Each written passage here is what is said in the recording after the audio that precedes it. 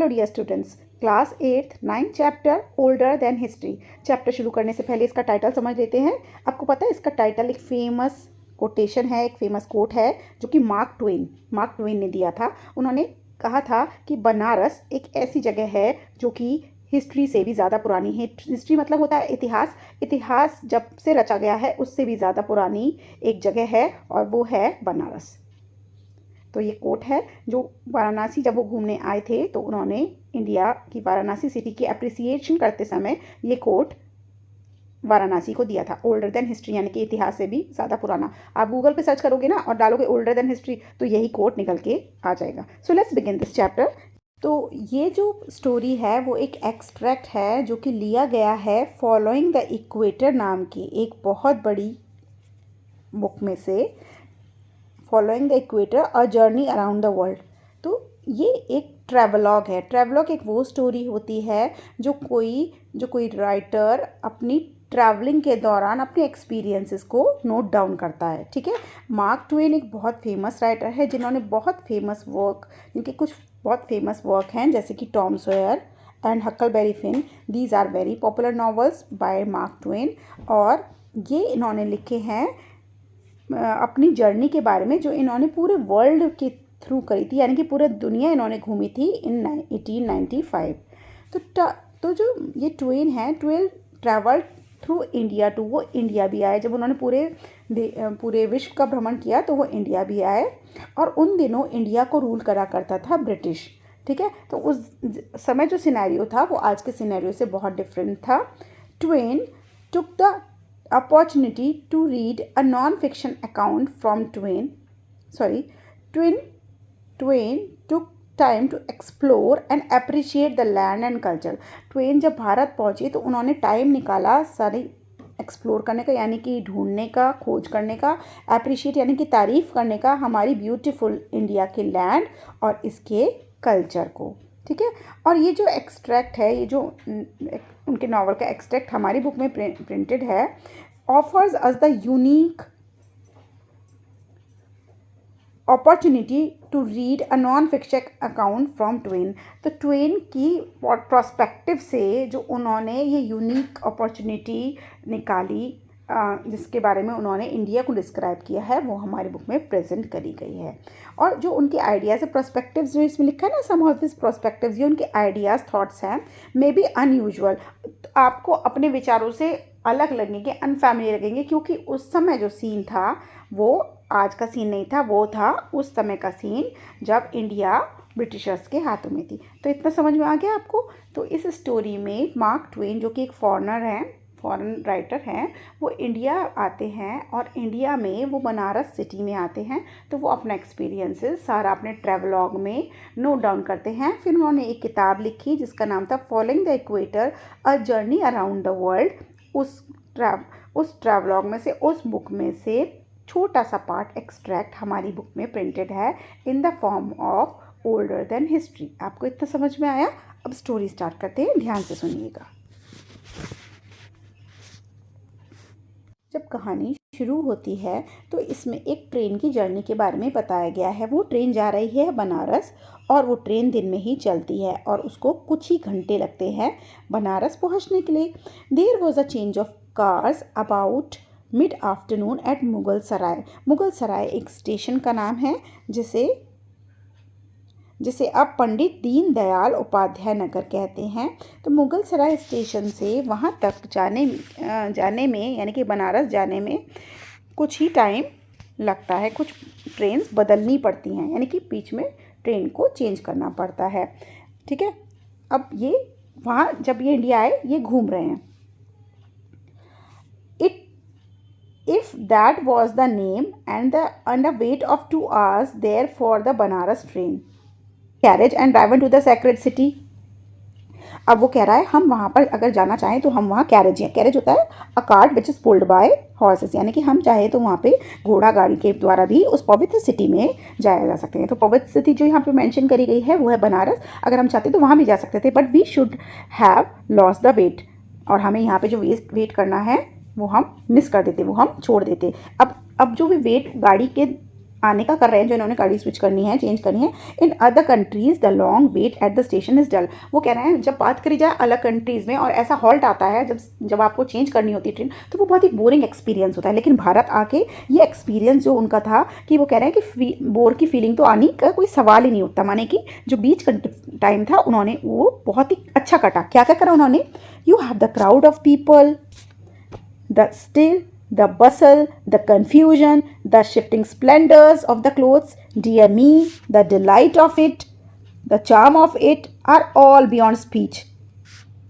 तो mark Twain कहते हैं जो ये 2 घंटे का समय था उन्होंने उसमें ऑब्जर्व किया लोगों की भीड़, उनके आपस में चलना, बसल माने उनका मतलब वही आना जाना, उनके बीच कन्फ्यूजन, उनके उनके उनके डिफरेंट अटायर के पीपल वहाँ पे घूम रहे थे, उनका आपस में बात करना, उनका बातचीत करना, मतलब जो भीड़ उन्होंने आती जाती देखी, कोई कुछ कर रहा है, कोई चने वाला चने बेच रहा है, कोई मूंगफली वाला है, कोई चाय ले लो, ये सब जो उन्होंने देखा मतलब बहुत ही उन्हें एंटरटेनिंग लिया। बियॉन्ड स्पीच माने वो बता नहीं सकते कि उन्होंने कितना एंजॉय किया। यानी कि जो स्टेशन का सीन था, सब हसल बसल बिजी, ट्रेन का आना जाना, वेंडर्स का बोलना, ये सब उन्होंने पता ही नहीं चला, उन्हें पता नहीं चला ये 2 घंटे का टाइम कहाँ चला गया, कितनी जल्दी ओवर गया। We were still outside of the great city when we reach the hotel. अच्छा वो कह रहे हैं होटल जो हमें मिला वो भी हमें सिटी के बाहर ही मिला। It was quiet and home like house. अब वो उस होटल को आपको डिस्क्राइब करेंगे जहाँ पे वो रुके थे। Inviting and manifesting comfortable, manifestly comfortable, बहुत ही आनंददायक था। तो वो बता रहे हैं कि बिल्कुल होम लाइक हाउस जैसा उनको बंगलो मिला था रहने के लिए। अच्छा वो कह रहे हैं उसका जो उसका बाहर का एंट्रेंस था, एम्बियंस था, वो बहुत ही ज़्यादा बेटर था, अच्छा था। एंड वेंट थिथर मीन्स आप इधर उधर घूम सकते हो, you can move towards. It was a mile away, 1 mile की दूरी पर था। And stood in the midst of the large compound, और एक बहुत बड़े कंपाउंड के बीच में था वो बंगलो जहाँ पे वो रुके थे। And was a build bungalow fashion, bungalow के फैशन में था। Everything on the ground floor and the veranda all around, बीच में सब कुछ वैसा ही था जैसे कि बंगलो में होता है, सब कुछ ग्राउंड पे था और ग्राउंड फ्लोर पे ही था और चारों तरफ वरांडा था। They have doors in India. अब वो इंडिया के बिल्डिंग स्ट्रक्चर्स के बारे में बात कर रहे हैं, मीन्स उसके आर्किटेक्ट के बारे में बात कर रहे हैं कि यहाँ पर इंडिया में ना हर जगह दरवाजे बहुत होते हैं और पता नहीं दरवाजे होते क्यों हैं, और वो दरवाजे बंद भी नहीं रहते हैं, वो हमेशा खुले पड़े रहते हैं दरवाजे एज अ रूल। और एज अ रूल यानी कि एक रूल की तरह एक कर्टेन भी वहाँ पे ज़रूर टंग रहा होता है in the door space to keep out the glare of the sun, जिससे कि सूरज की रोशनी अंदर ना आ सके। तो ये कॉमन पैटर्न जो हम सबके घरों का है वो डिस्क्राइब कर रहे हैं, ऐसा ही इन्होंने वहाँ भी देखा। There was 1 tree in the compound, और एज यूजल कंपाउंड में एक ट्री था। And a monkey lived in it, वहाँ पर एक बंदर भी रहता था। There was a softly creaking well close by and a couple of oxen drew water from it by the hour superintended by 2 Indians. अब वो कह रहा है बाकी का माहौल दिखा रहे हैं कि देयर वॉज अ, और वहाँ पर एक बराबर में एक कुआं भी था जिसमें एक ऑक्सन का कपल, बैलों का कपल उसमें से पानी निकालता था। From it by the hour, और पानी निकाला जाता था, और by the hour superintended by 2 Indians, और उनको कौन गाइड कर रहे हैं? 2 भारतीय लोग, 2 इंडियंस उनको गाइड कर रहे हैं। वो कह रहा है जो सीनरी थी जहाँ पे मैं रुका हुआ हूँ सबसे बेस्ट सीनरी थी, वहाँ पे ट्री थी, वेल थी, कुआं और ट्री मुझे बहुत ही पसंद आया। So the compound was soothing, तो वो जो कंपाउंड था बहुत ही आनंददायक था और बहुत लोनसम, बहुत शांति थी। एंड अ सेटिस्फाइंग प्लेस, बहुत शांति मिली। And very restful after so many activities, और बहुत सारी एक्टिविटीज़ के बाद वहाँ पर बड़ा ही आराम आया। तो वो जगह डिस्क्राइब कर रहे हैं, वो बहुत ही शांतिपूर्ण जगह थी। वहाँ पे जो एक वेल था, एक ट्री था, वो उसको बहुत ही सीनरी प्रोवाइड कर रहे थे। मतलब जैसे कि अब तो हम ऐसे विलेज वाला सीन जो है हम चौकी धानी वगैरह जाके करते हैं ना, तो वहाँ पे वो सीन नेचुरल था। There was nobody in the bungalow but ourselves. अच्छा, और कोई पार्टी वहाँ पे रुकी हुई नहीं थी, यही लोग रुके हुए थे। And the other guest were in the next one, और जो और लोग थे वो नेक्स्ट होटल में रुके हुए थे। Where table d'hote was furnished. अच्छा, जहाँ पर menu where multi course meals are charge at a fixed price, एक ही प्राइस में काफ़ी सारा खाना दिया जाता है। इस तरीके की एक जगह पर उसके दोस्त वगैरह रुके हुए थे। अब body could not be more pleasantly situated. अब बड़ी प्यारी सी बात उन्होंने बोली है, वो कह रहे हैं इससे अच्छे रुकने की जगह या कोई जगह हो ही नहीं सकती। अब वो रूम को डिस्क्राइब कर रहे हैं, अभी तो उन्होंने होटल को डिस्क्राइब करा, अब वो रूम को डिस्क्राइब कर रहे हैं। हर रूम के बराबर में एक अटैच रूम था, अ रूम 10 और 12 फीट स्क्वायर, एक बराबर में एक छोटा सा रूम था, stony paved pit in it and abundance of water, उसमें एक गड्ढा था, यानी कि वॉशरूम दिखा रहे हैं, अटैच वॉशरूम था जिसमें कि वो एक स्टोन वाला वो नहीं होता बाथटब, वो था और बहुत सारा उसके अंदर पानी था। आगे बढ़ते हैं। अब अपना रूम डिस्क्राइब करने के बाद वो सीधा आपको डिस्क्राइब करेंगे Banaras. Banaras was not a disappointment, Banaras कोई उदासी नहीं थी, यानी कि बनारस कोई छोटी मोटी आम जगह नहीं थी। It justified its reputation as a curiosity, ये अपनी अपनी रेपुटेशन एक क्यूरियोसिटी की तरह आपको दिखाता है, जस्टिफाई करता है। क्या क्या इसकी फीचर्स हैं? ये हाई ग्राउंड्स पे है, ये ज़मीन के तट पे नहीं है, ये हाई ग्राउंड में है और इसके नीचे से गंगा की बड़ी बड़ी धाराएं बहती हैं। It is a vast mass of building, इसमें बहुत सारी बिल्डिंग्स हैं बड़ी बड़ी। कॉम्पैक्टली क्रस्टिंग अ हिल, हिल्स की शेप में, यानी कि लगातार नॉन स्टॉप जुड़े बिल्डिंग्स हैं। एंड इस क्लोवन इन ऑल डायरेक्शंस, और सब डायरेक्शंस में फैली हुई, यानी कि बहुत ही बिजी टाइप की लोकेशन है ये, ठीक है। In all direction by intricate confusion of streets, intricate confusion of streets का मतलब है सड़कें हैं, पतली पतली गलियां हैं और सब तरफ बिल्डिंग्स ही बिल्डिंग्स है। किस तरीके की बिल्डिंग्स हैं? टॉल बिल्डिंग्स, स्लिम मिनारेट्स, मीनार जिसे कहते हैं, बिफ्लेग टेम्पल्स का मतलब होता है decorated with flags, temples spires rise out of it. आप एक धार्मिक स्थल को अपने माइंड में इमेजिन कर लो, आपको ये सीन क्लियर हो जाएगा। And gives a picture thickness view from river की तरफ से जब आप देखो तो चारों तरफ बिल्डिंग ही बिल्डिंग, छोटी छोटी झंडे वाले, घंटे वाले, चोटी वाली, गुम्मद वाली, मीनार टाइप की छोटी छोटी छोटी सी लंबी लंबी पतली पतली बिल्डिंग्स हैं। Banaras is older than history, ये वो कोट है जो उन्होंने लिखा था और बहुत फेमस है। Banaras is older than history, older than tradition, older ever than legend and looks twice as old as all of them put together. बहुत ही ब्यूटीफुल कोट्स हैं and these quotes are very very popular. मैंने पहले भी पढ़े हुए हैं कि बनारस वो सिटी है जो हिस्ट्री से भी ज़्यादा पुरानी है, सभ्यता और क्या कहते हैं ट्रेडिशन से भी ज़्यादा पुरानी है, और इतनी पुरानी है जितने पुराने लेजेंड्स होते हैं उनसे भी पुरानी है। और अगर बात करी जाए तो जितनी मैं बात कर रहा हूँ उससे ज़्यादा दुगनी पुरानी ये है। In Banaras there are mosque, Banaras में बहुत सारी मस्जिदें भी हैं। देयर आर टेम्पल्स, बहुत सारे मंदिर भी हैं जिनका कोई नंबर नहीं, यानी कि गिनती ही नहीं है कि कितने मंदिर हैं वहाँ पर। क्वेंटली शेप्ड, क्वेंटली मीन्स एक्स्ट्रॉर्डिनरी शेप के, एलेबोरेटली स्कल्पचर्ड मीन्स बहुत नक्काशी का काम उस पर किया हुआ है। Little stone temples crowd all the lens, सारी सड़कों पर सारी गलियों में मंदिर ही मंदिर हैं। वो कह रहे हैं the Ganges itself and every individual drop of water in it are temples, वो कहते हैं गंगा में भी मंदिर है और गंगा की हर बूंद में भी मंदिर है। यानी कि उनका कहने का मतलब है कि जो गंगा रिवर है वहाँ बहती है उसके अंदर मंदिरों की परछाई है, गंगा की हर एक बूंद में भी मंदिर है। तो सोचिए कितनी पवित्र सिटी है जहाँ पे बूंद बूंद में भी मंदिर बसा हुआ है। Banaras is the sacredest of sacred cities, यानी कि पवित्रों में भी पवित्र शहर है बनारस। मन कर रहा है ना जाने का, मेरा भी मन कर रहा है, इतनी प्यारी स्टोरी है ये। The moment you step across the sharply defined line which separate it from the rest of the globe, you stand upon ineffably and unspeakably holy ground. इस पर इनसे उनका मतलब है कि जिस समय आप बनारस में स्टेप करते हो, बनारस में आते हो, तो आप जो लाइन बनारस को शहर के अदर पार्ट से ग्लोब में डिफ्रेंशिएट करती है, सेपरेट करती है, उससे आप अपने आप को बिल्कुल अलग जानते हो। इसका मतलब यह है कि सारी दुनिया एक तरफ और बनारस एक तरफ। You stand upon ineffably and unspeakably holy ground, कि आप दुनिया की सबसे पवित्र, सबसे शांत जगह में, कोने में आ गए हो, जिसमें भक्ति ही भक्ति है, शांति ही शांति है। The Ganga fronts is the supreme show place of Banaras, जो गंगा का फ्रंट है यानी कि जो गंगा का किनारा है जो कि शहर के सामने है, वो बनारस का बेस्ट पार्ट है। Its tall bluffs are solidly caked from water to summit along a stretch of 3 miles with a splendid jumble of massive and picturesque masonry, a bewildering and a beautiful confusion of stone platforms, temples, stair flights, rich and stately palaces.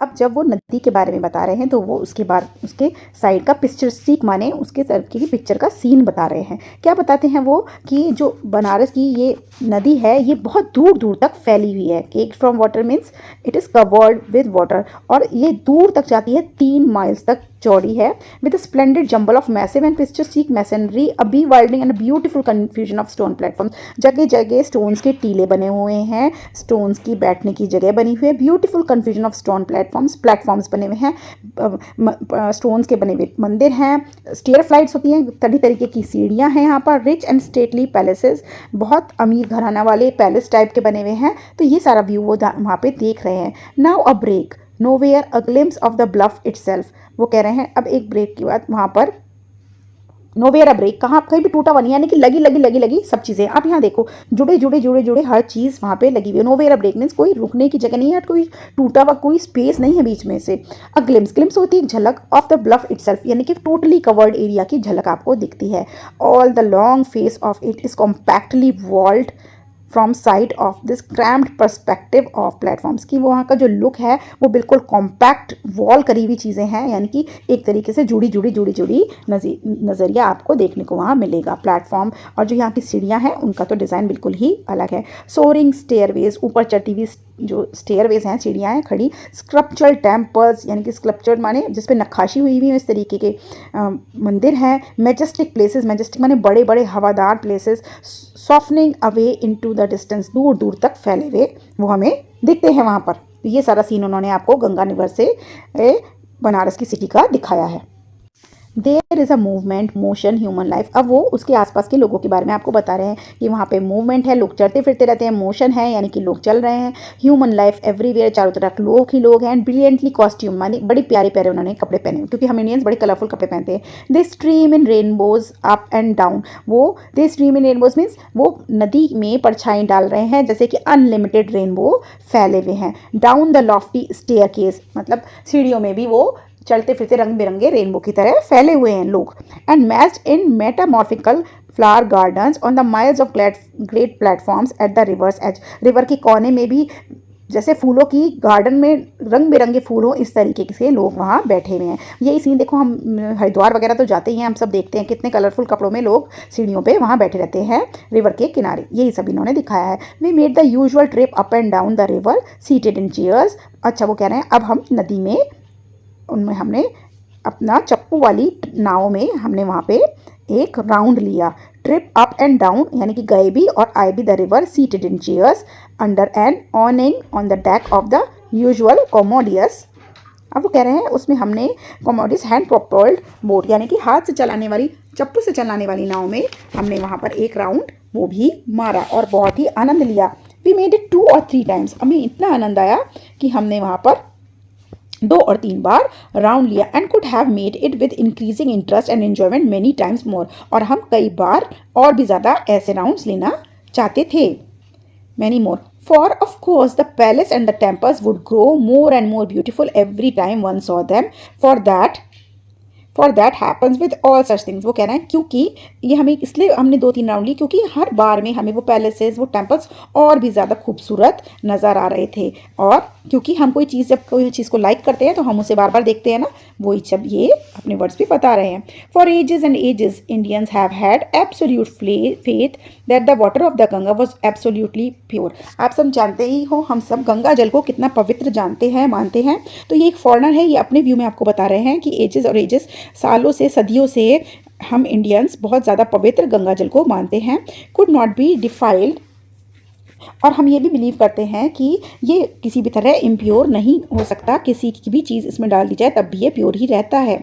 And ineffably made pure and clean whatsoever thing touched it, और जो भी अपवित्र चीज़ इसे छूती है वो भी पवित्र हो जाती है। When we went to Agra, by and by we happened there just in time to be in at the birth of Marvel, a memorable scientific study। तो वो कह रहे हैं जब एक बार हम आगरा गए तो हमें एक चीज़ जानने को मिली, एक बहुत ही मेमोरेबल साइंटिफिक डिस्कवरी हमने करी कि जो गंगा का पानी है वो कितना बड़ा प्यूरीफायर है, वर्ल्ड का कितना पावरफुल प्यूरीफायर है। This curious fact, as I have said, had just been added to the treasury of modern science. और मॉडर्न साइंस भी इस बात को पूरा एक्सेप्ट करती है कि जो नदी का पानी है बहुत ही बड़ा पवित्र चीज़ है। So far as I am able to judge, nothing has been left undone either by man or nature to make India the most extraordinary country that the sun visits on his round. तो वो अब India की तारीफ करते हुए बोलते हैं कि जितना दूर तक मैं जानता हूँ या मैं जज कर पाता हूँ, कोई भी ऐसी चीज़ नहीं बची है, ना मैन के द्वारा ना नेचर के द्वारा, जो इंडिया को वर्ल्ड की सबसे बेस्ट कंट्री नहीं साबित कर देता, जहाँ पे सन रोज विजिट करता है. Nothing seems to have been forgotten, nothing overlooked. Perhaps it will be the simplest to generalize her with all comprehensive nature. वो कह रहे हैं कि कोई भी ऐसी चीज़ नहीं है जिसकी वजह से कोई चीज़, यहाँ की कुछ चीज़ ऐसी नहीं है जो कि भूली गई हो या किसी पे नज़र ना डाली गई हो, ओवरलुक करी गई हो. ये तो simplest to generalise her with all comprehensive name the land of wonders. तो इसकी सारी खूबियों को सिर्फ हम एक वर्ड, एक फ्रेज़ के द्वारा समझा सकते हैं, एंड वो है द लैंड ऑफ वंडर्स, कि वो जगह जो कि जहाँ पे बहुत ही अद्भुत चीज़ें होती हैं, और वो कोई जगह और नहीं है, वो है इंडिया. इसमें एक पैराग्राफ मेरा मिस हो गया है. He went to Banaras and made his test. ये चीज़ मिस हो गई थी, तो अब देखिए ध्यान से. वो बनारस गए थे और उन्होंने टेस्ट करे. He took water from the river. उन्होंने रिवर में से पानी लिया. He added swarms after swarms of cholera germs to this water. Within 6 hours they always died to the last sample. और उन्होंने उस पर एक टेस्ट करा. उन्होंने कोलेरा, एक बीमारी होती है, उसके जर्म्स पानी में डाले और करीबन 6 घंटे के अंदर वो सारे जर्म्स न्यूट्रलाइज हो गए और मर गए. How did the ancient Indians find out the water secret in those ancient ages. वो कह रहे हैं उस पुराने समय में लोगों ने इंडिया के पानी के बारे में ये फैक्ट कैसे पता करे. Had they germ scientist then. क्या वहाँ पे उस समय जर्म साइंटिस्ट हुआ करते थे. We do not know. We only know that they had a civilisation long before we emerge from savagery. वो कहना है मुझे नहीं पता, लेकिन मुझे इतना पता है कि उससे पहले भी एक सभ्यता फॉलो हुआ करती थी, जिससे पहले हम लोग ने ये सब डिस्कवरी करी. तो उसी के बाद उन्होंने ये कंक्लूड किया कि इंडिया में कोई भी ऐसी चीज़ नहीं है जो जिस चीज़ में इंडिया लैक करती हो. इसीलिए उन्होंने लास्ट में टाइटल दिया India is a land of wonders. ये इंडिया जो है वो धरती है चमत्कारों की. अद्भुत विशाल और बढ़िया सिटी बनारस के बारे में ये उनका ओपिनियन था. So this was the story. I think it is helpful for you. अगर वीडियो अच्छी लगी है तो थम्स अप कर देंगे. Bye bye.